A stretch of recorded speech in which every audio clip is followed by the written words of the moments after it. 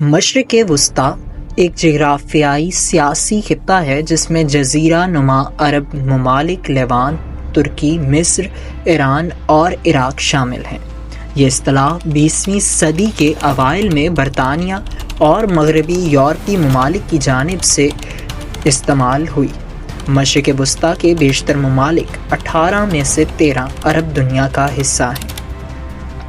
خطے میں سب سے زیادہ آبادی والے ممالک مصر، ترکی اور ایران ہیں، جبکہ سعودی عرب رقبے کے لحاظ سے مشرق وسطیٰ کا سب سے بڑا ملک ہے۔